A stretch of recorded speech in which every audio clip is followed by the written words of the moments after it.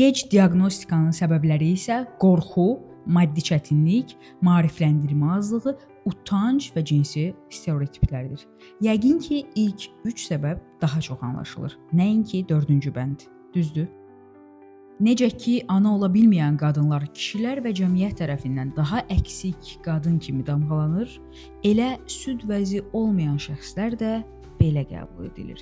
Elə buna görə də mövzuya daha dərin baxmalıydıq. Öncə influencerların insanlara təsirini anladığımız üçün Paşa Sığortanın Güclüsən sosial proyekti üçün qadın influencerlardan dəstək istədik. Ancaq süd vəzinə olan münasibəti təkcə doğru seçilmiş qadın influencerlarla dəyişməyimiz mümkün olmayacaqdır. Erkən diaqnostikanın əhəmiyyətini sadəcə qadınların dili ilə qadınlara deyil, kişilərin dili ilə qadınlara və kişilərə bildirməliydik.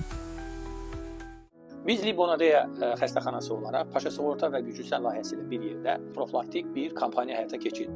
Və bu profilaktik müayinələrdə 1789 pasiyent qadın qeydiyyatdan keçdi. Bu qadınlardan 120-si müayinə olundu. İkisində erkən mərhələ süd vəzi xərçəngi aşkara çıxarıldı. Eyni zamanda 15-20 qadında irəli dərəcədə fibrokistik dəyişiklik aşkara çıxarıldı. Ancaq kişilərə biz sosial proyekti təklif eləyəndə narazı olan insanlar oldu. Elə insanlar var idi ki, onlar bildirdi, bu qadının cinsi orqanıdır, mənim belə bir şey danışmağım doğru olmaz. Cinsiyyət yoxdur. Yaş yoxdur. Utanc yoxdur. Gözləmək yoxdur. Sağlam yaşamaq üçün Tək qayda var. Erkən diaqnostikadan keçmək. Kişinin öz qadınına dəstəyi nə qədərdir bizdə? Maarifləndirmə canlı görüş formasında da davam elədi.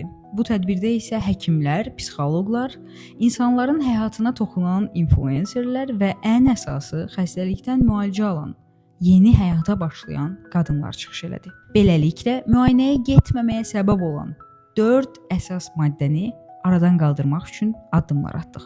Hədəfimiz isə erkən diaqnostika ilə bağlı daha çox insanı maarifləndirməklə yanaşı stereotipləri də qırmaqdır.